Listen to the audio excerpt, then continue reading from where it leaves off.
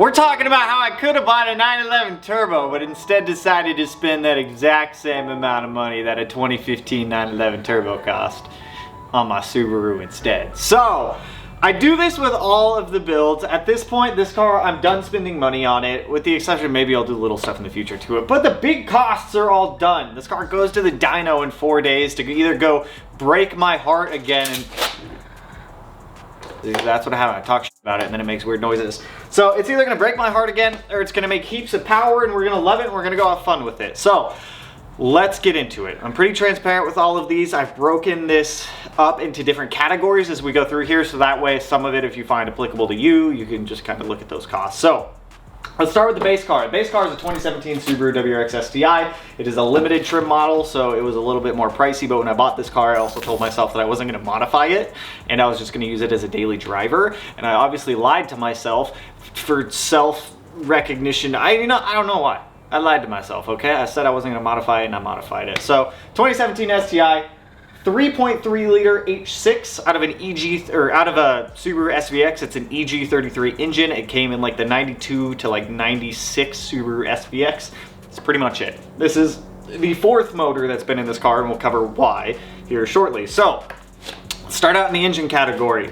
The base core engine that I bought for this car was just a stock block off eBay Motors. It was 500 bucks, like with like 100 bucks for shipping. The first round of engine builds on this car was $9,460, and that includes rods, pistons, polish and nitration on the crank, closed decking, half-inch head studs, ported and polished heads, plus 1mm intake and exhaust valves, beehive valve springs. So that was pretty much the entire engine build on that. And then I also had a local company called Delta Cams regrind these cams to 272. So they're just custom 272 cams. The cams were 725 bucks. The second time I had this engine built was an additional $3,824 because we were able to salvage some of the stuff. So I mentioned this is the fourth engine. The first one got destroyed in shipping by FedEx.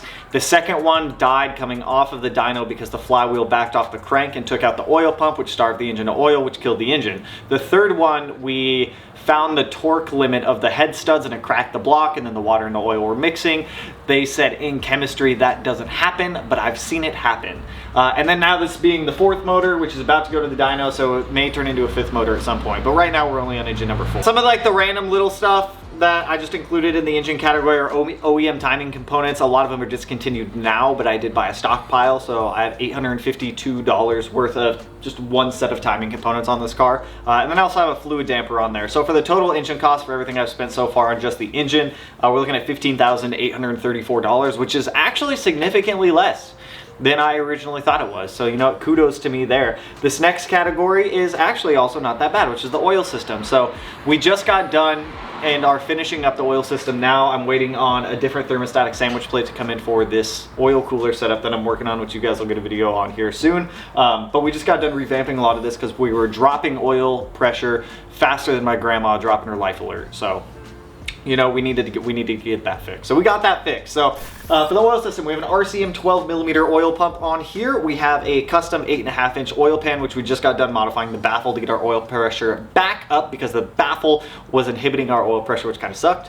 We have a 2-quart AccuSump. The AccuSump acts as just an additional reserve for oil when the engine needs it. So we have 2 quarts on hand whenever we need to summon that, like Exodia coming out of my Yu-Gi-Oh deck. The big Setrab Pro Line oil cooler up here in the front of the car to keep oil temps cool, because just cruising, oil temps get up to about 230 degrees. So I can only imagine when we take this thing out to the track next year, oil temps would be wildly high without that oil cooler. Catch can, we have an IAG drag catch can. We got it mounted right up here. It does a pretty decent job. It holds like 2 or 3 quarts of oil, which I have never had that thing fill up. I think I've only had maximum like 500 milliliters in there. Oil system on the car came out to about $4,010. What's really, that's not bad. Like, we're being like, it's not bad. This one I'm a little disappointed in myself with, and that is the exhaust and turbo setup on the car, which is funny. So this car's been through numerous rounds of fabrication to get things kind of like exactly how I want them. The first time this car went to fabrication, I spent $8,500. That was for an intercooler piping, a catch can, an intake manifold, full exhaust, everything like that. And the only thing that remains on this car from that first round of $8,500 worth of fabrication is the radiator and the exhaust collectors coming off of the heads. That's it. Everything else has been changed. So I feel like I wasted a good $7,000 out of that $8,500 by scrapping all that stuff. At the end of the day, I just wasn't happy with it. So we've gone back and forth. The intake manifold on the car, it's a stock EG33 intake manifold that's been cut in half, modified, forward facing now. A gentleman named Swoops out of New York did that. He did that, he didn't even have the car. He made this so well on a jig. He didn't even need my car there, and it fits absolutely perfect. So huge, well worth the $1,200 I spent on that. Random fab materials that I personally bought because I learned how to do a lot of the fabrication on this car. That's why if you look at like this front pipe here, that front charge pipe, yeah, it doesn't look perfect, but I learned how to do it. And I'm still learning how to weld. So it's been a process, but buying the welder and buying fab materials has saved me thousands to be able to do a lot of this stuff on my own. Yeah, it's not 100% perfect. It's not the prettiest thing out there, but it gets the job done. So in fab materials, $1,400. For our turbo here, we use a Precision 7675. It has a 112 hot side. It is a true T4 divided setup, so it is a twin scroll setup. We've got 2 tile 38mm wastegates on here. The turbo is one of the bigger ticket items, coming in at about $3,700. I hope I don't have to spend that much money on turbos again. Twin external wastegates came in at about $678 for both of those. We have a tile Q blow-off valve. I want to say that's like the 50mm blow-off valve. $260. Turbo blanket, boop, $100.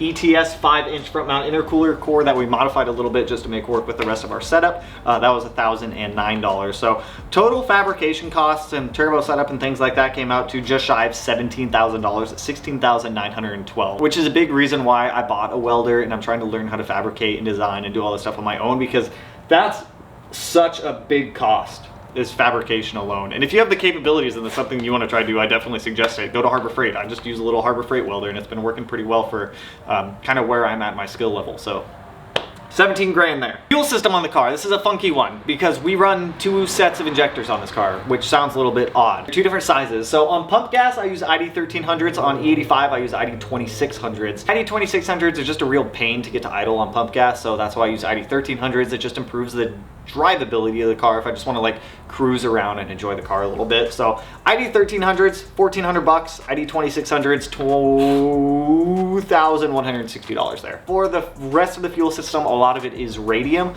We have radium fuel rails with fuel pulse dampers. We have a radium fuel filter, radium fuel hanger with 2 Wall Bureau 535s in the fuel tank, an Aeromotive fuel pressure regulator, the radium fuel bypass for my GM ethanol sensor, and then all the lines and fittings. So the fuel system total cost came out to about $6,000, just shy of $6,000. It was $5,961 there. The next category is one that is a little more expensive, which is, I mean, it's justifiably expensive. It's electronics, it's wiring, it's sensors, it's ECM management, all that type of stuff. So this car is ran off of 2 ECUs actually, and we could simplify that in the future if we wanted to, which we actually might do. It's ran off of a Haltech Elite 2500 for the engine. It does share a CAN bridge between the stock ECU because the stock ECU still does control some things on this car that are not engine related, so I left it in there just to keep a lot of the OEM functionality. So the Haltech Elite with their fuse box is $2,600 with a flying lead harness, by the way. The Haltech IC7 display with the Mako Motorsports mount was $1,449. And then this is one that's a little bit hard to swallow, but it's so justifiable. That is sensors. I spent just shy of $1,200 on sensors, which was $1,165 on just engine sensors. That is things like coolant temp sensors, air temp sensors, ethanol sensors, map sensors, all that kind of stuff. If you've been around for a while, you saw that I built my own engine harness for this car. I ordered a lot of materials from Race Spec and kind of integrated those in with the Haltech Flying Lead harness and kind of depinned things, repinned things, built my own bulkhead connectors for the firewall, and the entire engine side of the harness is all Teflon wiring, and it's pretty snazzy if you ask me. I'm pretty proud of it. Just for wiring, harness, supplies, and tools, that was another $1,641. And we also had the trigger issue with the car with the stock trigger system, which just wasn't sufficient. The engine kept losing engine position. So we got a Nemesis Performance trigger setup on here, which uses a custom 36-1 tooth count with a Haltech Hall effect sensor. It's been minty. It's been working absolutely beautiful, and that was $800 for that. Throttle body is a Bosch 80mm throttle body. I want to say it's the same as a Corvette one. $370 there. Haltech 1A ignition coils, pretty cheap for those actually. $80 each. We have 6 of them, so $370. Haltech wideband controller. It's just a single channel. We don't have dual channel. That's $350. Even though this is an STI and it comes factory with a DCCD and DCCD controller, because it's swapped The stock ECU doesn't get all the information it needs, so we do run a DCCD controller in the car. It is a iWire Spider DCCD controller. That came in at about $819. DC power, 270 amp alternator, because we have a lot of electronics to run on this car. The last thing that we want to have to deal with is voltage drops on like big power poles where we're losing voltage to the injectors or the fans or anything like that. So we got a 270 amp alternator on there. We've relocated our battery to the trunk with an iWire battery relocation kit and a Melee Group 35 battery mount with the big ass anti-gravity battery. The anti-gravity battery and mount combo comes into about $1,200, so huge shout out to Melee for shooting that over for us and helping us there. But for all the electronics and engine stuff, that came in at about $12,225, which is, it adds up so quick. Like I said, with the amount that I've spent on this car, I could probably have bought a 911 turbo. It just made things so much simpler, but where's the fun in that? Drivetrain, because we got to make sure that we can put some of this power down and we don't absolutely explode everything, but we're still probably going to explode up the transmission. It's going to do a big blow up job at some point. I already know what's going to happen. The transmission is still a stock STI 6-speed. People have made good power on stock STI 6-speeds, but you know, I don't think they last very long when you're like pushing them to the limit. We're gonna be pushing this one too, but I mean, we'll find out. So for a clutch, we have an XD triple disc in there.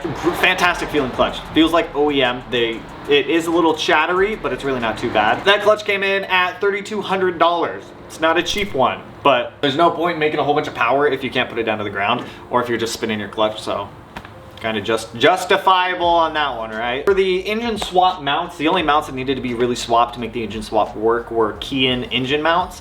I got those on eBay for like $240. We have a Cobb pitch stop mount and IAG transmission mount. We have like Cartboy short shifter in there, Torque Solutions rear diff support. Now, one thing I do want to mention is last time when this car came off the dyno, you guys know that the flywheel backed off the crankshaft. We have made additional improvements to ensure that does not happen again by using a diamond lock shim with ARP hardware and literally 2 bottles of Loctite. It's not going anywhere this time, and if it does, I'm going and parting this thing out and actually buying a Porsche. Actually, you know what?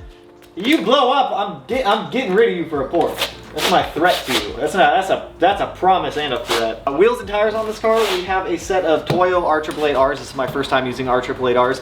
I don't think I'm a fan of them so far. I mainly bought these because the internet hyped them up, and so far I haven't been too happy with them. I have, even on my break-in map right now, I have been able to break traction on them because I can't get them hot enough. So I may be swapping tires in the future. They are 275/35 18s. The wheels are Work Emotion D9Rs 18 by 10.5 plus 15 on those, which fit great with our ML24 flares. Pretty happy with the fitment on that.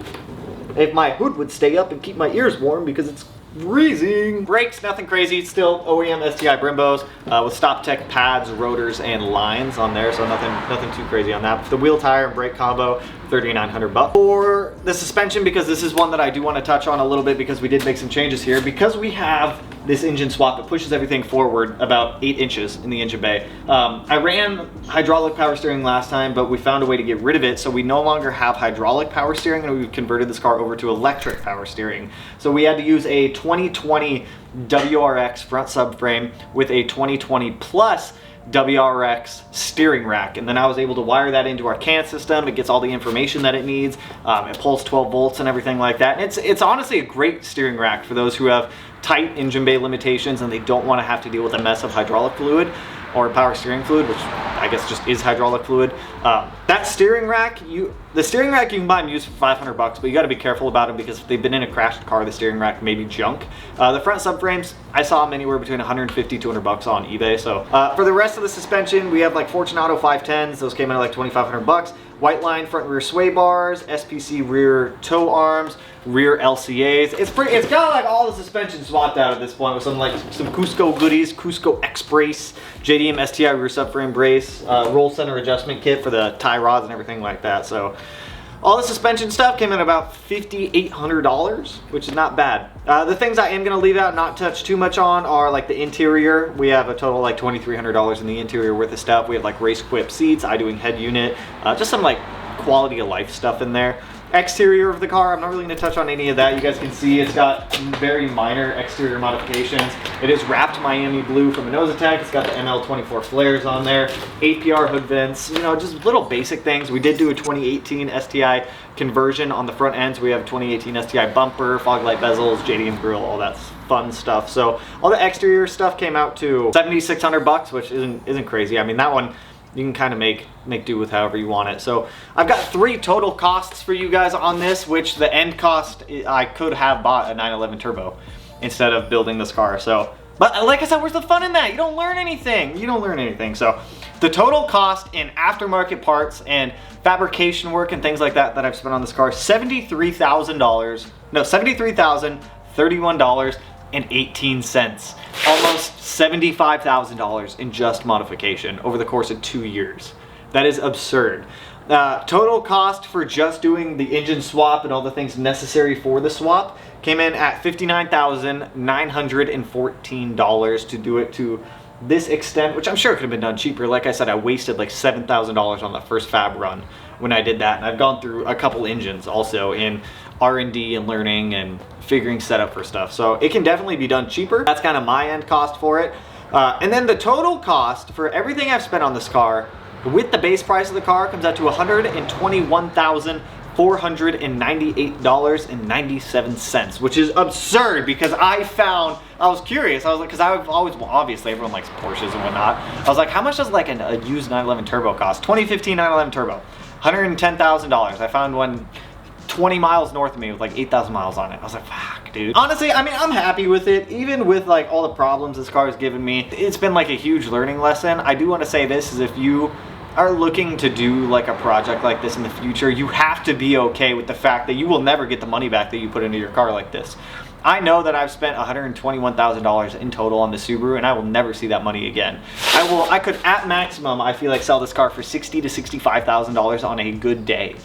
On a good day. As long as you're okay with losing money and you know you're not going to get it back, then by all means, send it. This car has sentimental value to me, so I'm personally okay with it, but if that's not something you're all right with, then I probably wouldn't venture down this rabbit hole of extreme modification. It's a sedan. It's essentially a sedan 911 turbo. That's going to make crazy horsepower, assuming it works.